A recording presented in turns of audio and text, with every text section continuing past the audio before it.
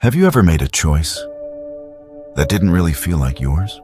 Maybe you picked a product because it just felt right, or agreed with someone's idea, even when something deep down told you not to. Here's the unsettling truth. That feeling of independence might not be yours at all. Every day, invisible strings are being pulled by advertisers, friends, influencers, even strangers online. And the scariest part? You don't feel the pull, because that's how mind control actually works. It's not hypnosis. It's not someone snapping their fingers and saying, "You will obey me." It's subtle. It's psychological. It's the art of guiding your thoughts without your awareness. Most people imagine mind control as something from sci-fi movies, flashing lights, secret government labs, or mysterious brain chips. But the real version is much quieter. It hides in everyday conversations, in your newsfeed, in your workplace, even in your relationships. When someone shapes what you focus on, they don't need to control your mind, because they're already controlling your reality. Let's look at an example. Imagine you walk into a store. The sales associate smiles warmly, makes light conversation, and points out two jackets, both slightly above your budget. You choose one after thinking it over. You walk away feeling smart, decisive, in control. But what you didn't notice was that the cheaper options were deliberately hidden behind you. Your entire range of choices was designed. You didn't choose freely. You chose within boundaries they created. That's the beauty and horror of modern psychological manipulation. It never forces, it nudges, it whispers instead of shouts. This is why the most dangerous form of control isn't obvious domination. It's quiet influence. Because when you don't know you're being controlled, you don't resist. Think about that for a second. How many of your opinions are actually yours? How many spontaneous decisions were gently engineered by design? As we move through the next sections, you'll start to see just how many invisible strings are around you, and how effortlessly they shape your behavior.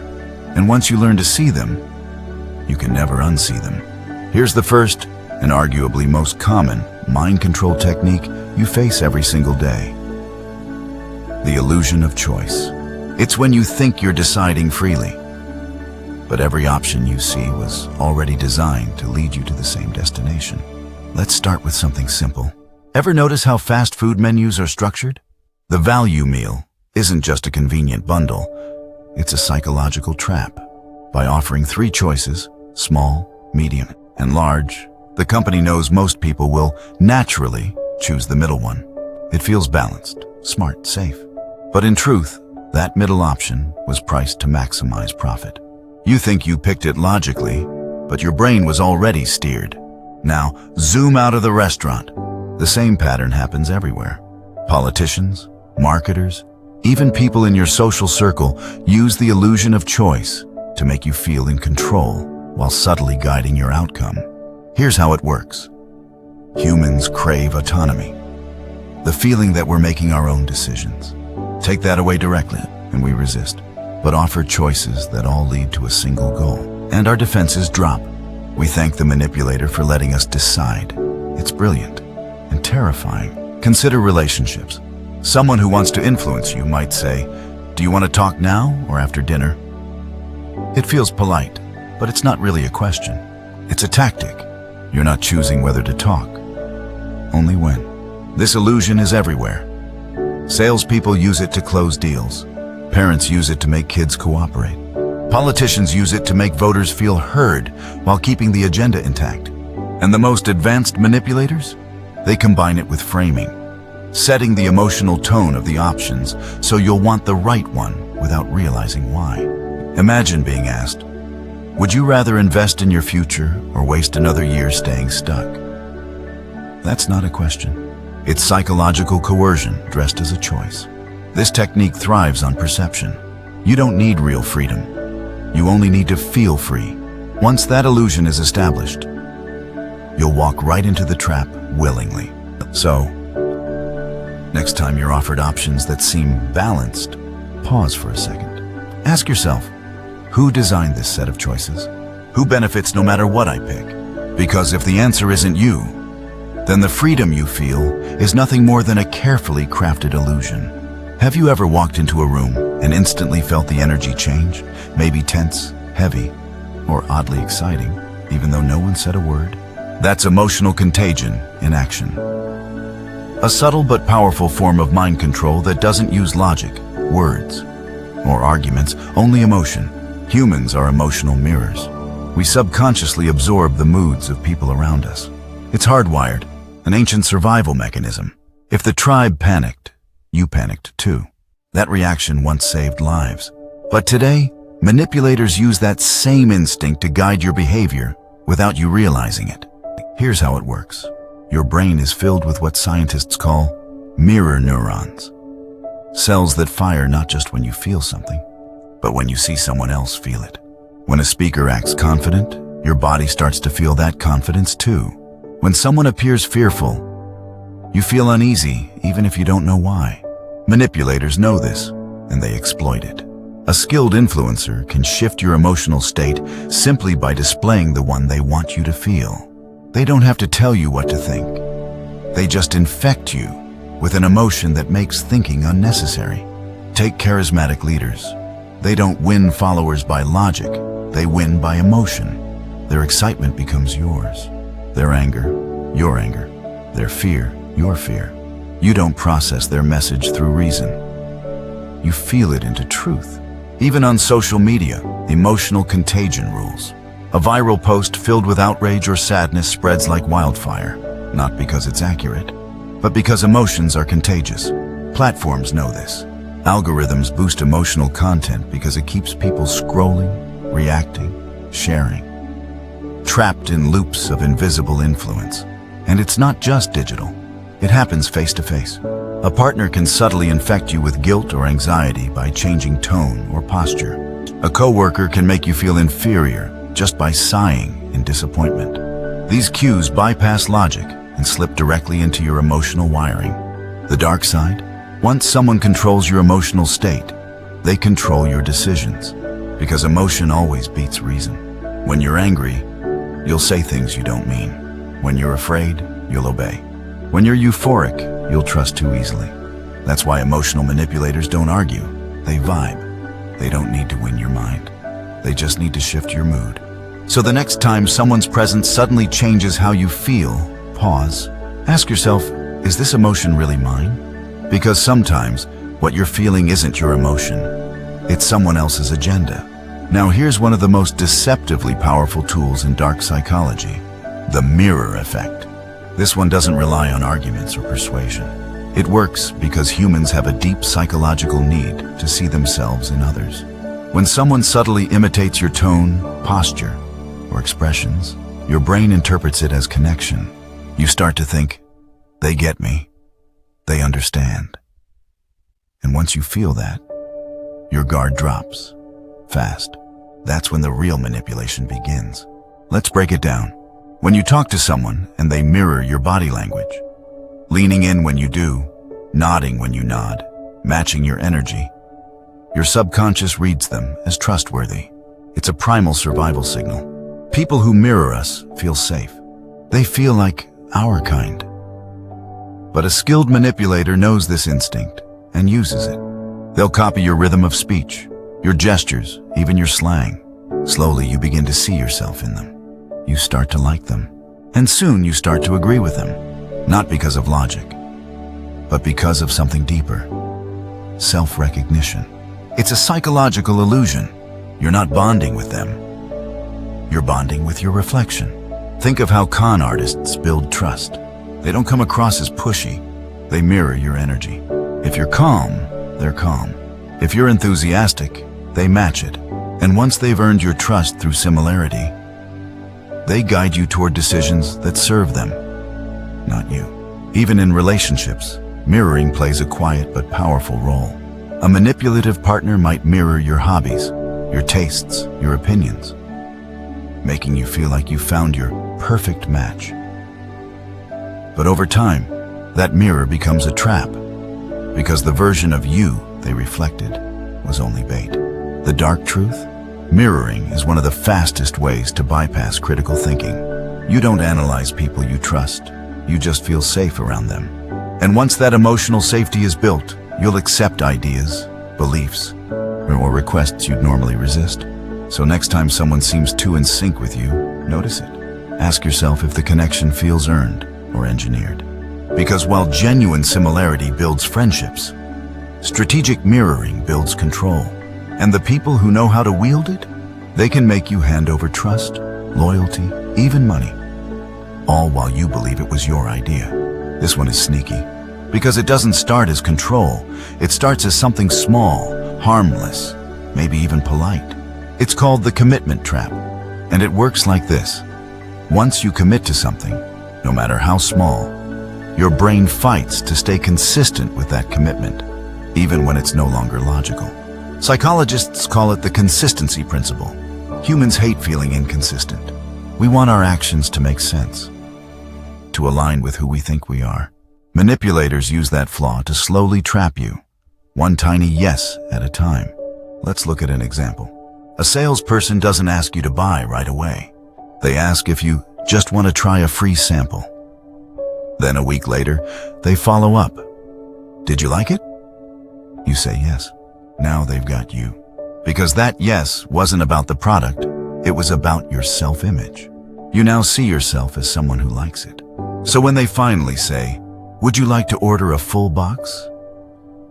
Your mind rushes to protect that self-image. You buy, not out of logic, but to stay consistent with who you think you are. And it doesn't stop there. A manipulative boss might start by asking for just a small favor. You agree, because you want to seem helpful. But soon, that small favor becomes your new baseline. They raise the bar. More tasks, longer hours, higher expectations. And you keep agreeing because backing out now feels wrong. You've already invested too much. This is the same trap that keeps people stuck in toxic relationships. The manipulator doesn't demand everything at once. They earn your commitment in layers. First trust, then time, then emotional dependence. By the time you realize how deep you're in, your brain whispers, but you've already given so much. You can't quit now. That's the power of incremental control. You weren't forced. You chose every step, right into the cage. The dark genius of the commitment trap is that it doesn't fight your free will. It uses it. You don't feel manipulated because every step was your own decision. So how do you protect yourself?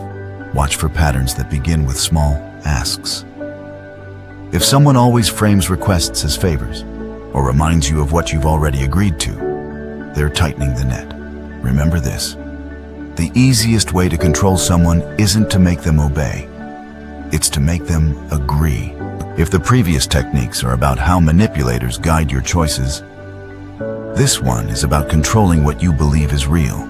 It's called framing reality. And it's one of the most powerful psychological tools ever used in persuasion, politics, and even personal relationships. Here's the truth. People don't see reality. They see frames. Mental filters built from context, emotion, and suggestion. Change the frame, and you change the meaning. Let's start simple. Imagine someone says, you failed. That hurts. But what if they said, you learned something valuable? Same event, different frame, completely different emotional impact. Manipulators use framing to shape interpretation. They don't argue facts, they redefine them. For example, an advertiser might call an overpriced item a luxury experience. A politician might call new restrictions safety measures. A toxic partner might call controlling behavior love. Each example hides manipulation beneath a carefully designed frame. Here's the dark part. Your brain doesn't evaluate every word consciously. It reacts to the emotional tone of the frame. If it feels safer or familiar, your mind accepts it before logic even joins the conversation. In the world of dark psychology, this is where the real control happens. Not by lying, but by shifting perception. The manipulator knows that if they can define how you see a situation, they don't have to tell you what to think. You'll come to the correct conclusion all on your own. For instance, let's say you're in an argument. Your partner says, "Why are you overreacting again?" Now, without realizing it, they've framed your emotional response as irrational. You feel defensive. You start doubting yourself. They've already won, Because the frame forces you to defend your sanity, not your point. Or in media, a news outlet doesn't need to lie, they just choose which angle to highlight. By emphasizing certain details and downplaying others, they construct your sense of truth. This is why framing is so dangerous. It doesn't fight logic head-on, it bends it. Every debate, every ad, every narrative you see is built on invisible frames. And unless you learn to spot them, they'll quietly define your world for you. Ask yourself, who's setting the context every time you form an opinion? Who's choosing the words that shape your beliefs? Because in a world built on perception, control the frame, and you control reality. Words seem harmless. But in dark psychology, language is one of the sharpest tools of control ever invented. Every phrase, every tone, every pause can quietly rewire what someone believes to be true. Because language doesn't just describe reality, it creates it. And the manipulators? They know exactly how to use that to their advantage. Let's start with something simple, anchoring. Anchoring is when someone plants a word or idea in your mind that sticks, influencing how you perceive everything that follows. For instance, if I say, most people are smart enough to see this truth, your brain instantly wants to be part of the smart group. That's the anchor. It pushes you toward agreement, not because of logic, but because of identity. Skilled manipulators use anchors constantly. They'll repeat certain words or phrases that carry emotional weight, trust, safety, success, loyalty, until those words trigger obedience. It's not coincidence, it's conditioning. Even sentence structure matters. A manipulator doesn't say, "You're wrong." They say, "I understand why you might think that." See the difference? The second phrase disarms you, lowers your defense, and subtly positions them as the authority, without confrontation. Then there's presupposition, another linguistic trick. It hides assumptions inside ordinary sentences. For example, when you realize I'm right, you'll feel relieved. Hidden inside that sentence is the assumption that you will realize they're right. You don't argue it. Your brain just accepts the frame subconsciously. Even silence is part of the game. Pauses create discomfort, and manipulators know that humans rush to fill silence with words, often revealing more than they intended. A well-timed pause can make you over-explain, apologize. You're back down. But perhaps the most dangerous tool of all is emotional labeling, using language to assign meaning to feelings. You're not angry. You're just confused. You're not being mistreated. You're overreacting. Those words reshape your emotional experience. Over time, they erode self-trust, until you rely on the manipulator to define what's real. Language, in this sense, becomes hypnosis in slow motion.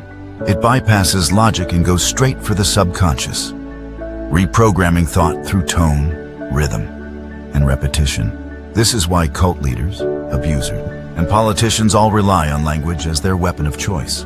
They don't need to chain your body. They just rewrite the words that define your world. So the next time someone's language feels too smooth, too persuasive, too comforting, pay attention. Because real power doesn't always shout. Sometimes it whispers. At this point, you might be thinking, these techniques are everywhere. And you're right. But what makes them so effective isn't just the tricks themselves, it's the psychology behind them. Let's peel that layer back. Every act of persuasion, no matter how subtle or sinister, relies on three core levers of the human mind: emotion, repetition, and authority. Let's start with emotion. People don't make decisions logically. They make them emotionally.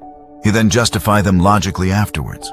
If a manipulator can make you feel, they don't need to make you think. That's why fear and desire are used more often than facts. Fear of missing out, fear of rejection, fear of being wrong. The moment you feel emotionally charged, the moment adrenaline hits, your rational brain goes offline. You're no longer evaluating truth. You're reacting to survival cues. Then comes repetition. The brain equates familiarity with truth. If you hear something often enough, even if it's false, it starts to feel true. Psychologists call it the illusory truth effect. This is why propaganda, advertising, And even rumors use repetition as their weapon. The more times a message enters your awareness, the deeper it sinks into your subconscious. And finally, there's authority. Humans are hardwired to obey perceived power. When someone speaks with confidence, holds a title, or wears a symbol of authority, we subconsciously assume they must know what they're talking about. Stanley Milgram's infamous obedience experiment proved it. Ordinary people were willing to harm others simply because an authority figure told them to. Now imagine combining these three levers: emotion, repetition, and authority inside a single strategy. That's the recipe for absolute persuasion. Advertisers do it every day. They use emotional imagery, love, success, belonging, repeat the same slogans endlessly, and feature celebrities or experts to seal the illusion of credibility. But here's where it gets darker. Even in personal relationships, these same levers show up.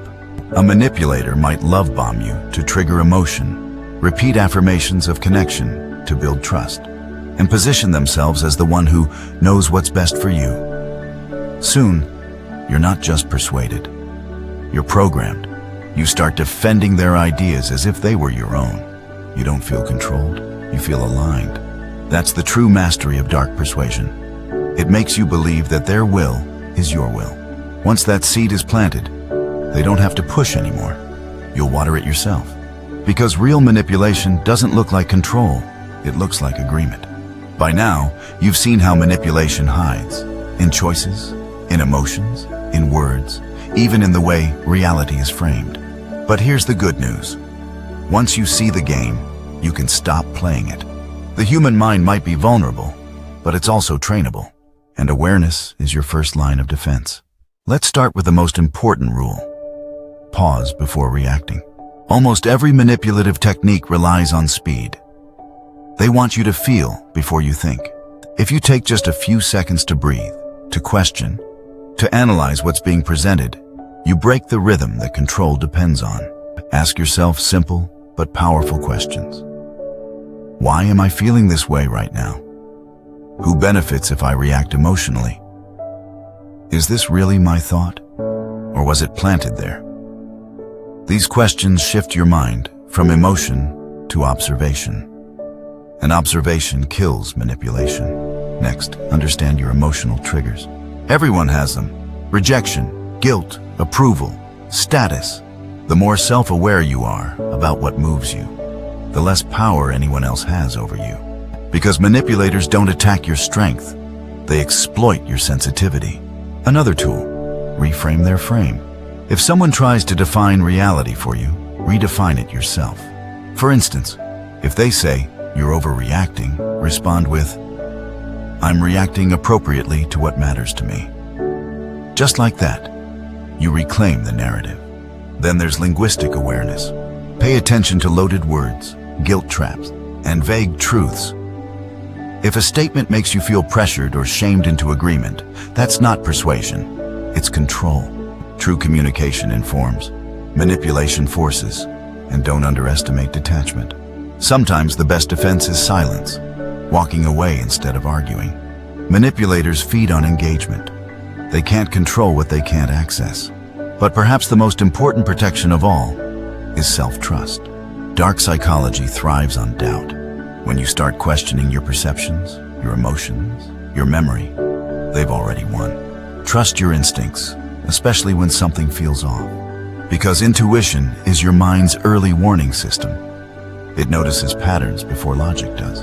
Remember, influence is everywhere. You can't escape it entirely, but you can master it. The key is not to shut out the world. It's to walk through it awake. Because once you understand how invisible influence works, you don't just resist manipulation, you become immune to it. Let's pause here for a moment. After everything you've just learned, the illusion of choice, emotional contagion, mirroring, commitment traps, framing, and the hidden language of control, there's one question left. Are you really in control of your own mind? It's a question that lingers, one that most people avoid, because it forces you to confront something uncomfortable.